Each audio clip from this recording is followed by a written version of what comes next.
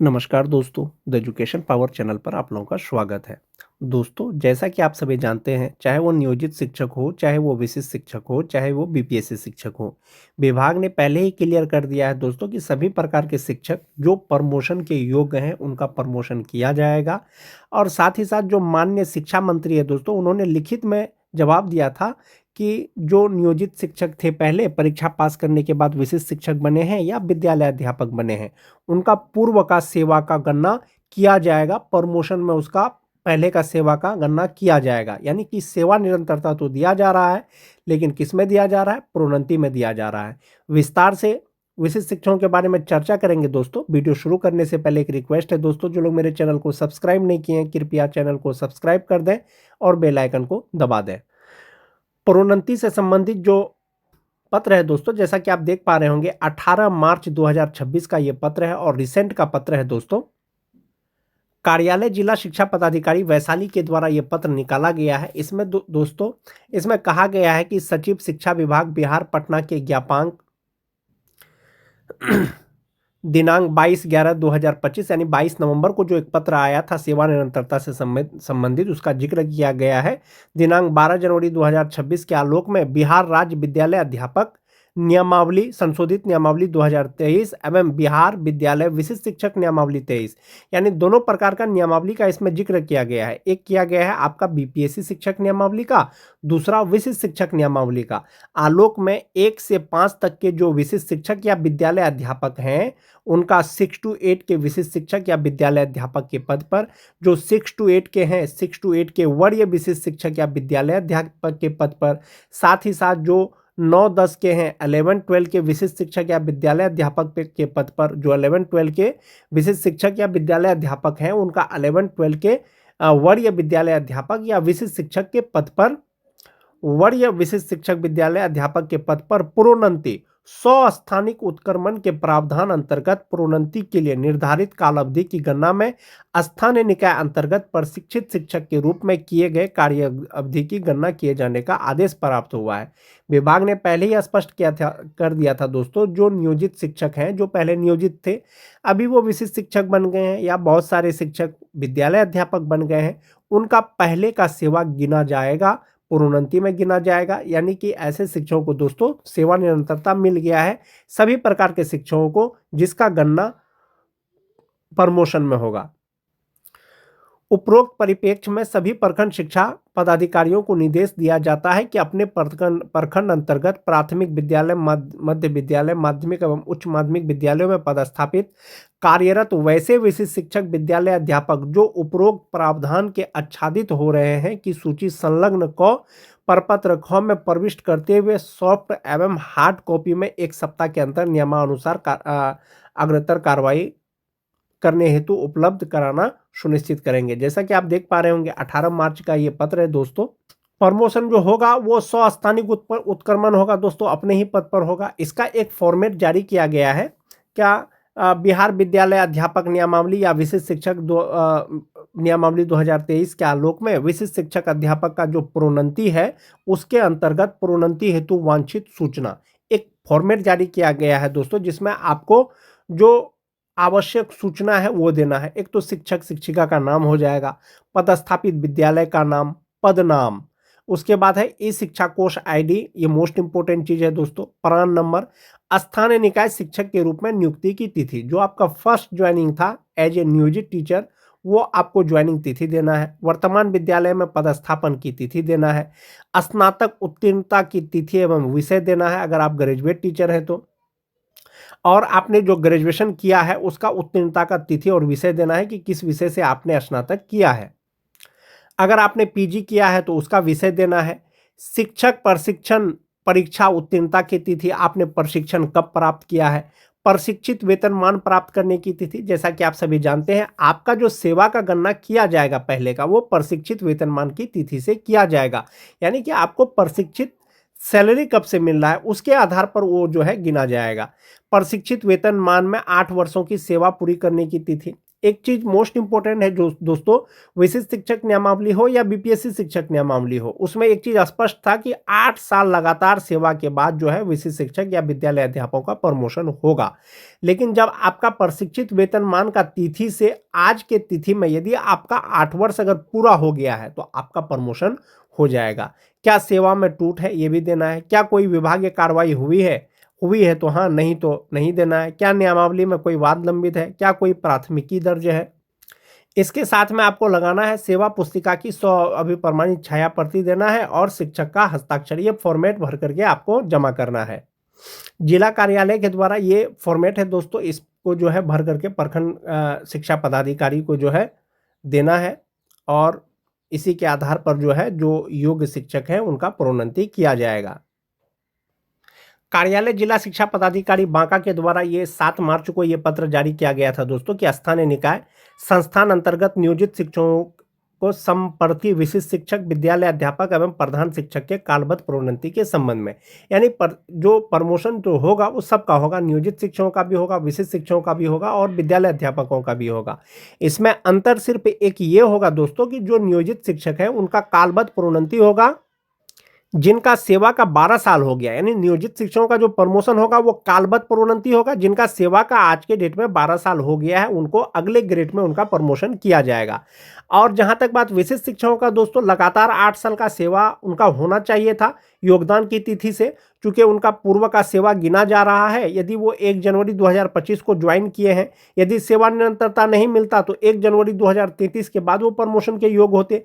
चूंकि विभाग अब उसका पहले का सेवा गिन रहा है तो आज के डेट में यदि उनका प्रशिक्षित वेतनमान का 8 साल हो जाएगा तो आज के डेट में वो बेसिक ग्रेड के शिक्षक से वो स्नातक ग्रेड के शिक्षक बन जाएंगे और उनके वेतन में वृद्धि हो जाएगा, यानी बेसिक ग्रेड से वो ग्रेजुएट टीचर हो जाएंगे।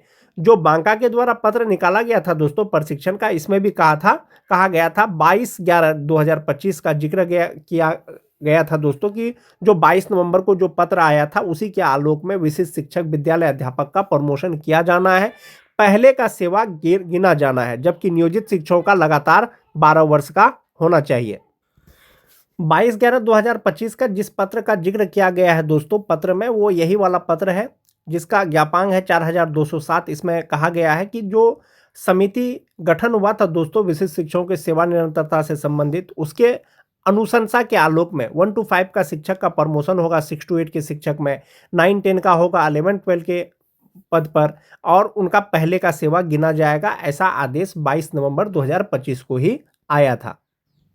सदन में माननीय शिक्षा मंत्री के द्वारा लिखित जवाब दिया गया कि विशिष्ट शिक्षक नियमावली 2023 के नियम 8.8 के तहत जो है विशिष्ट शिक्षकों को वेतन संरक्षण का लाभ दिया जा रहा है। साथ ही साथ जो विभागीय आदेश था 22/11/2025 के द्वारा विशिष्ट शिक्षकों के प्रोन्नति में स्थानीय निकाय अंतर्गत प्रशिक्षित शिक्षक के रूप में किए गए कार्य अवधि का भी उनका गणना किया जा रहा है, ऐसा माननीय शिक्षा मंत्री ने कहा था दोस्तों। इस प्रकार से सभी प्रकार के जो विशिष्ट शिक्षक हैं या बीपीएससी शिक्षक हैं जो योग्य हैं उनका प्रमोशन हो जाएगा, प्रोन्नति हो जाएगा अगले ग्रेड में। अब हम लोग ये देखेंगे कि अगर आपका प्रोन्नति हो जाता है 2026 में तो आपका बेसिक पे या इनहेंस सैलरी पर क्या प्रभाव पड़ सकता है। सबसे पहले बात कर लेते हैं दोस्तों नियोजित शिक्षकों का। जो नियोजित शिक्षक हैं 2003-5 के, उनका बेसिक पे अभी 32,290 रुपया है जो बेसिक ग्रेड के शिक्षक हैं। अब उनका कालबद्ध प्रोन्नति होगा प्रशिक्षित वेतनमान का या योगदान की तिथि का, अगर 12 साल हो गया है तो वो अगला ग्रेड में उनका प्रमोशन होगा।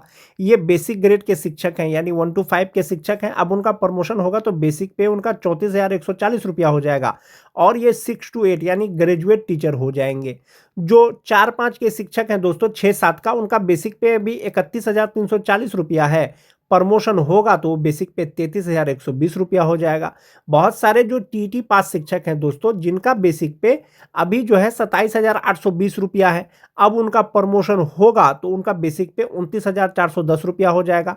सीधा सा बात है दोस्तों कि 1 to 5 के शिक्षक अभी हैं और आप ग्रेजुएट टीचर हो जाएंगे। ग्रेजुएट टीचर हो जाएंगे तो सभी 1 to 5 के शिक्षक से आप सीनियर हो जाएंगे। तो इस प्रकार से आपका ये बेसिक पे हो जाएगा नियोजित शिक्षकों का।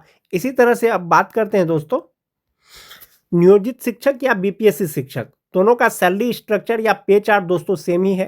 स्टार्टिंग बेसिक पे 25,000, जो 1 to 5 का है, 6 to 8 का 28,000, 9 10 का 31,000, 11 12 का 32,000। जो 2003-5 के नियोजित शिक्षक थे, विशिष्ट शिक्षक बने हैं या बीपीएससी शिक्षक बने हैं, उनका बेसिक पे इंडेक्स 10 के अनुसार अभी 32,620 रुपया है। अब चूंकि उनका प्रमोशन होगा अगले ग्रेड में, तो उनका बेसिक पे 36,530 रुपया हो जाएगा। पहले वो 1 to 5 के शिक्षक थे, अब वो 6 to 8 के शिक्षक हो जाएंगे। उसी तरह से सब साल का आप शिक्षक का दोस्तों आप वेतन देख सकते हैं। जो टीटी पास शिक्षक हैं 2026 में उनका बेसिक पे 28,140 रुपया है। अब उनका प्रोन्नति होगा, प्रमोशन होगा, तो उनका 31,510 रुपया हो जाएगा। जाहिर सी बात है दोस्तों कि जब अगर उनका बेसिक पे बढ़ा है तो इनहेंस सैलरी पर भी अच्छा खासा प्रभाव पड़ेगा। तो आपके इनहेंस सैलरी पर क्या प्रभाव पड़ सकता है? अगर 2003-5 के शिक्षक की बात करें, जो नियोजित शिक्षक हो, विशिष्ट शिक्षक हो या बीपीएससी शिक्षक हो, अगर नियोजित शिक्षकों की बात करें 2003-5 का, अभी जो 2026 में उनका बेसिक पे है 32,290 रुपया है। सेम शिक्षक जो विशिष्ट शिक्षक बन गए हैं उनका 32,620 रुपया बेसिक पे है। तो जो नियोजित शिक्षक है उनका कालबद्ध प्रोन्नति होता है, 12 साल जिनका सेवा का हो गया है, तो उनका बेसिक पे 34,130 रुपया होगा। जो विशिष्ट शिक्षक बन गए हैं 32,620 रुपया उनका बेसिक पे है, तो उनका 36,530 रुपया होगा।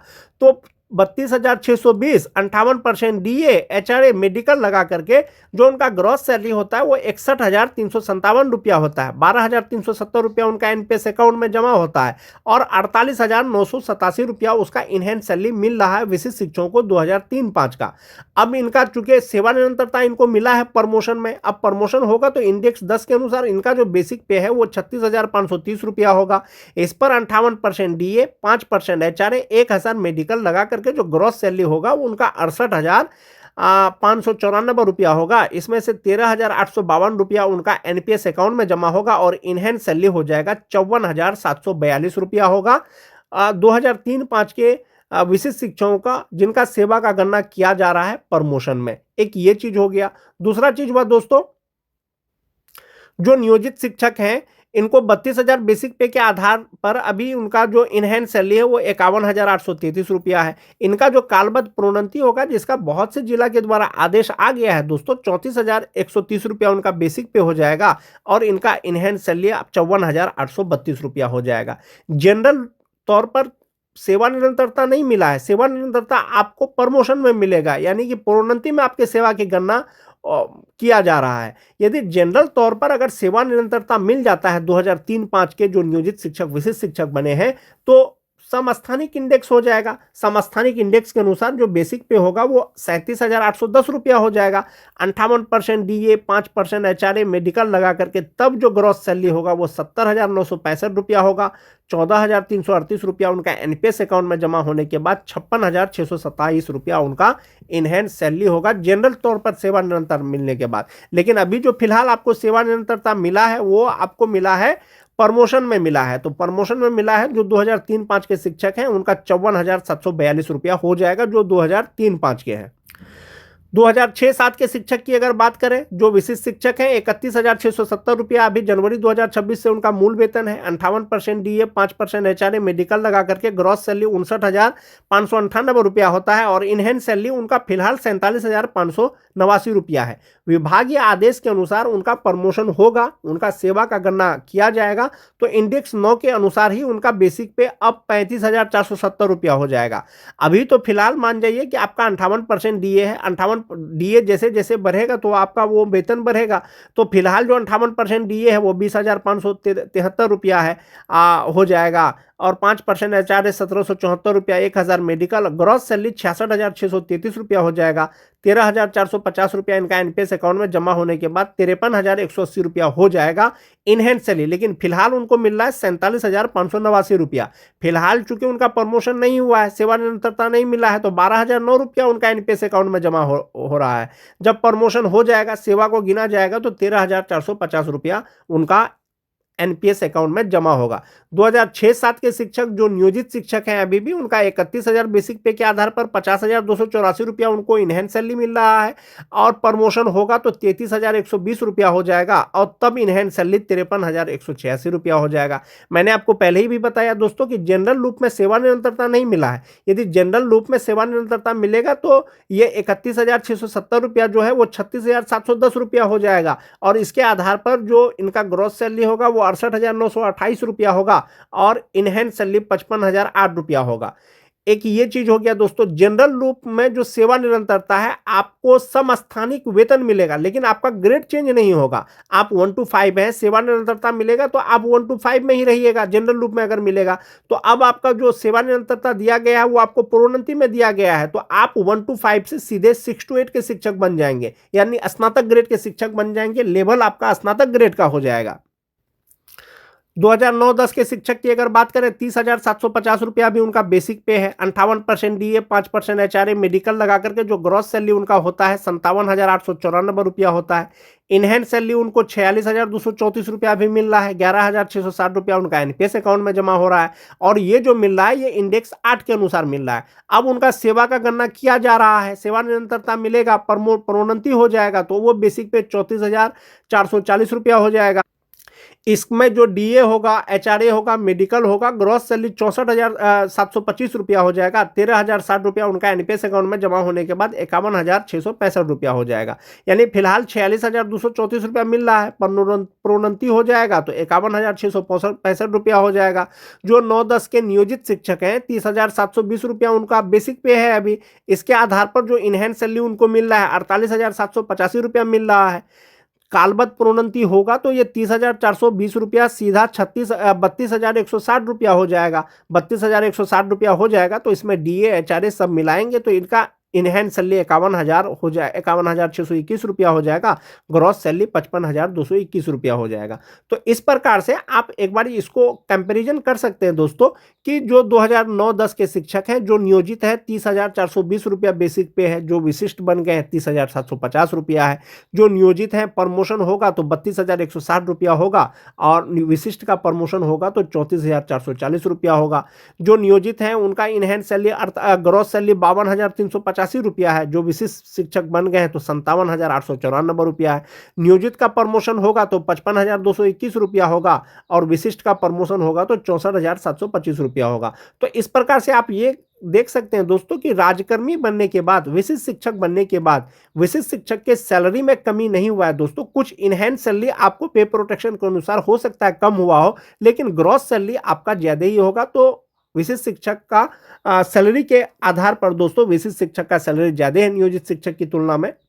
इसी तरह से 2003-5 के शिक्षक की अगर बात कीजिएगा तो नियोजित का इनहेंस सैलरी 51,833 रुपया है, और विशिष्ट का 48,987 रुपया है। ग्रॉस सैलरी उनका 55,433 रुपया है, जबकि विशिष्ट का 61,357 रुपया है। तो इस प्रकार से दोस्तों उनका वेतन में भी वृद्धि हो जाएगा, पूर्व की सेवा का गणना होगा। तो आज के